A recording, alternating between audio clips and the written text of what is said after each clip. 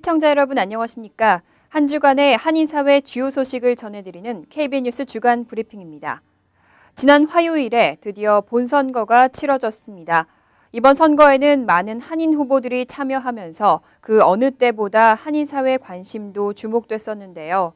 기분 좋은 승리도 있었지만 아쉽게 낙선한 후보도 나오면서 희비가 엇갈렸습니다. 특히 미 동부 최초로 연방 의원에 도전한 로이조 후보는 현역 스캇 가렛 의원의 벽을 넘지 못했습니다. 화요일 치러졌던 본선거를 주성훈 기자가 정리했습니다. 어젯밤 늦은 시각 뉴저지 헤스브룩 하이츠의 힐튼 연회장. 이날 본선거에 나선 버겐 카운티 민주당 소속 후보들의 승리를 자축하기 위해 모인 300여 명의 지지자들이 로이조 후보가 등장하자 환호와 격려의 박수를 보냅니다. 하지만 아쉽게도 미동부 최초의 한인 연방의원에 도전했던 로이조 후보는 이날 본선거에서 현역인 공화당의 스캇 가렛 의원에게 22,796표 뒤진 77,559표를 획득하는 데 그쳐 고배를 마셨습니다. 지난 6달 동안 후회 없이 뛰었다는 조 후보는 이번 선거를 통해 많은 것을 배웠다며 민주당이 추구하는 가치를 위해 계속 나아갈 것이라고 답했습니다. We ran an aggressive campaign. Nobody expected us to come this far. We came close.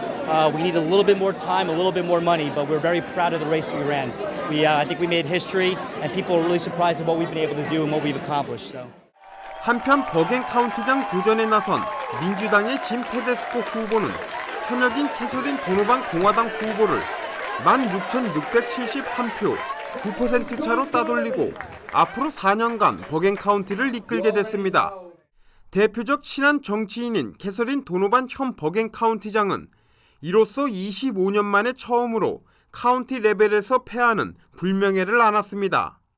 한편 뉴저지 팰리세이즈 파크와 포트리, 잉그루드 클립스에서 각 시의원 재선에 도전한 크리스 정과 피터서, 글로리아 오는 모두 재선에 성공했습니다. 정치인보다는 지역 봉사자로 생각을 하고 싶고요. 앞으로 뭘 해야지 될지를 하나하나 꼼꼼히 따져서 주민과 시민들에게 도움이 되는 일들을 하고 싶습니다. 감사합니다. 그 밖에도 잉그루드 클립스의 최연호, 러더포드 학군의 추경엽, 크레스킬의 존박, 클로스터의 리디아 포스트맨 등 교육위원회 도전장을 내밀었던 한인들도 모두 당선의 기쁨을 안았습니다. KBN 뉴스 주성훈입니다. 그런가 하면 이번 본선거는 공화당의 압도적인 승리였는데요.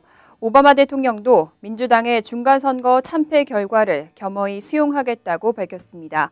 앞으로 이 새 의회와 협력하겠다면서도 이민개혁은 절대 양보할 수 없다고 강조했습니다. 오바마 대통령은 5일 백악관 이스트룸에서 기자회견을 열고 본선거에서의 공화당 승리를 축하했습니다. 이어서 이제는 양당이 함께 협력해 이를 추진해야 할 때라고 강조했습니다.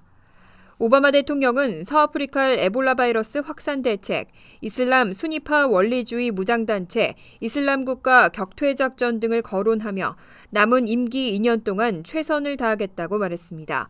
또 최대한 생산적이 될 수 있도록 공화당 주도의 새 의회와 열심히 협력할 것이라고 덧붙였습니다.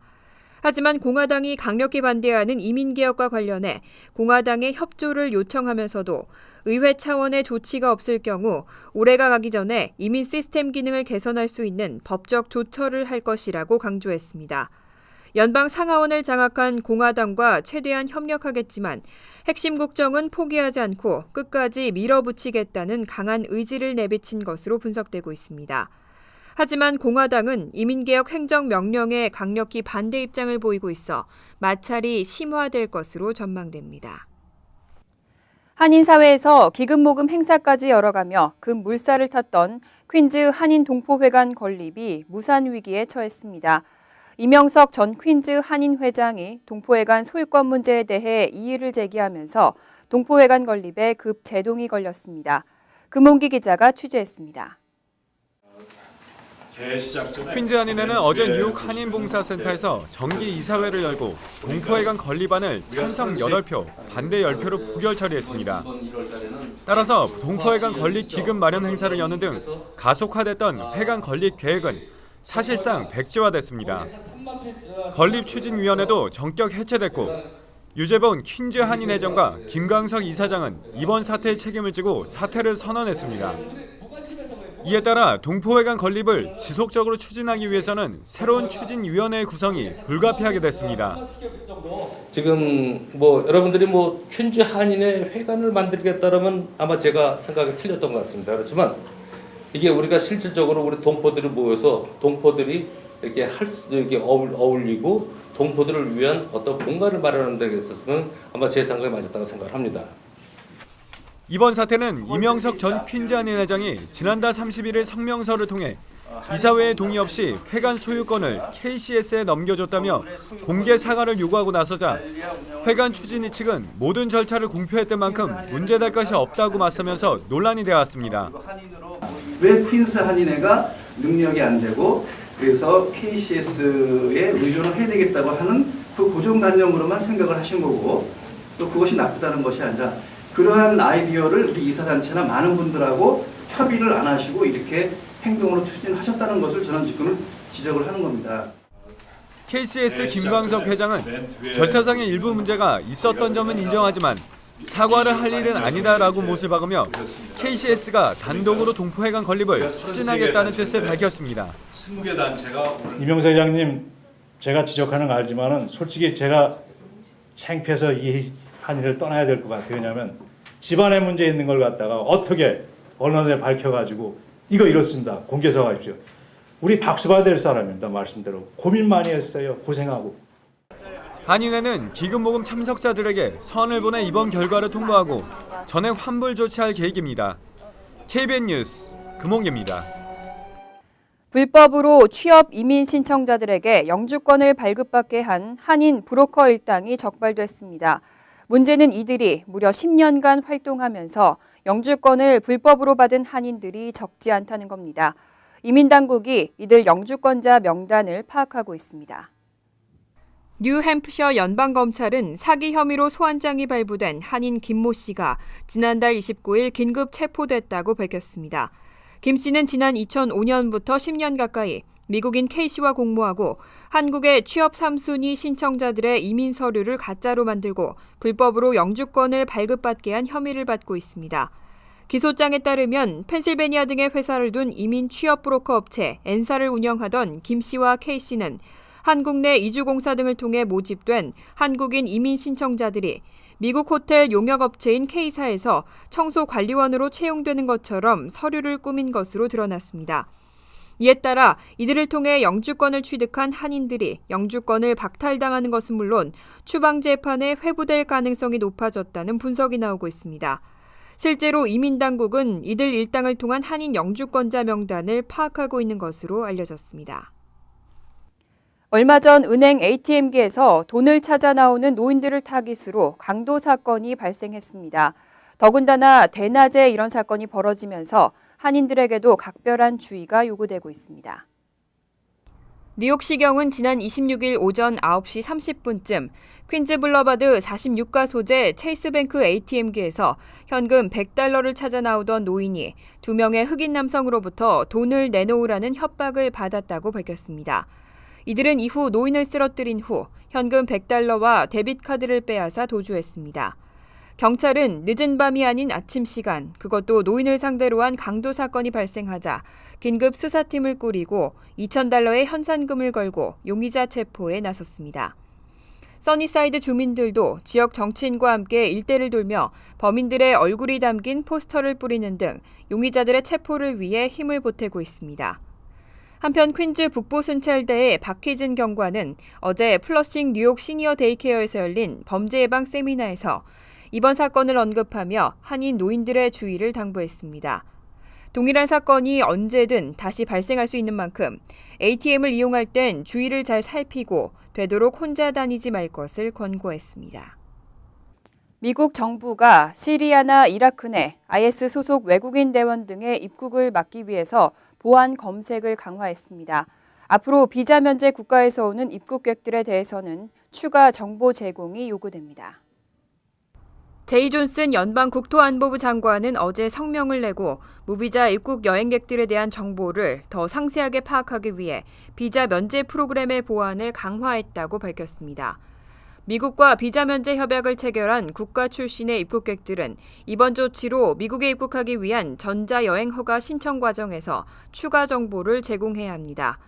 국무부에 따르면 한국과 일본, 대만과 싱가포르 등 아시아와 영국, 프랑스 등 유럽 국가를 위주로 38개국이 미국과 상호 비자 면제 프로그램을 운용하고 있습니다.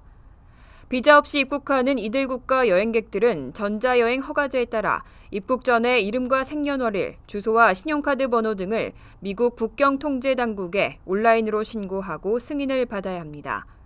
그런데 앞으로는 이 신청 과정에서 여권 정보와 미국 내 연락처, 별도로 사용하는 실명이나 가명 등의 추가 정보를 입력해야 합니다. 또 부모의 이름이나 직업 정보, 출생 도시 등도 포함될 수 있는 것으로 알려졌습니다. 뉴욕주가 앞으로는 교사도 엘러지 응급주사인 에피펜을 사용할 수 있도록 허용했습니다. 학생들에게 급성 엘러지 반응이 나타날 때 좀 더 빠른 응급조치를 할 수 있도록 대비에 나섰는데요. 사용 방법에 대한 교육도 실시할 방침입니다.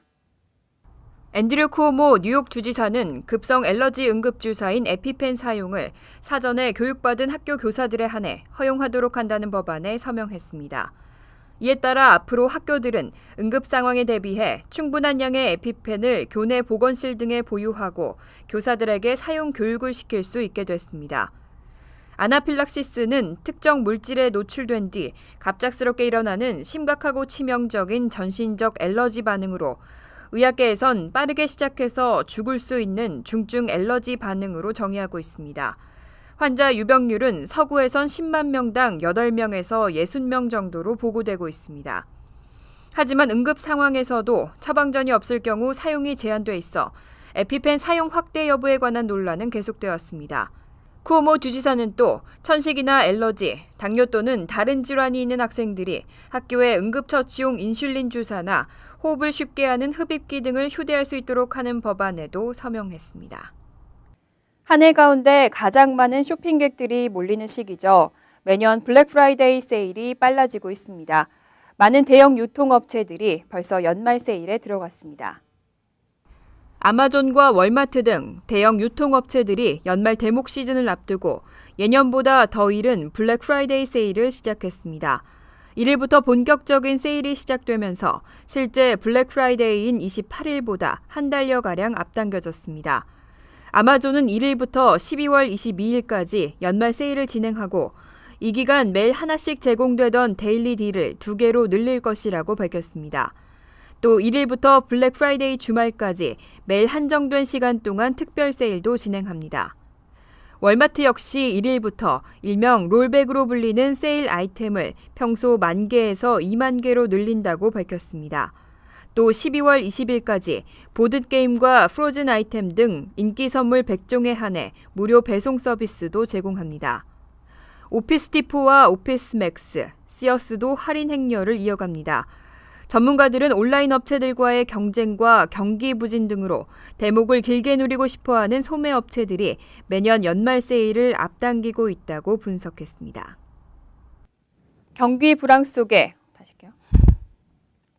경기 불황 속에 각종 세일이 이렇게 앞당겨지고 있지만 소비자들의 지갑이 쉽게 열릴지는 의문입니다. 실제로 미국의 지난달 소매 판매 지수가 떨어지면서 8개월 만에 감소를 기록하는 등 각종 경제 지표가 일제히 하락하고 있는데요.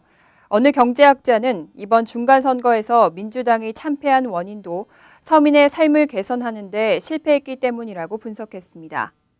새롭게 꾸려진 의회는 서민들의 민심을 잡을 만한 경제 정책에 앞장서길 바랍니다. KBN 뉴스 주간 브리핑 여기서 마칩니다. 시청해 주신 여러분 고맙습니다.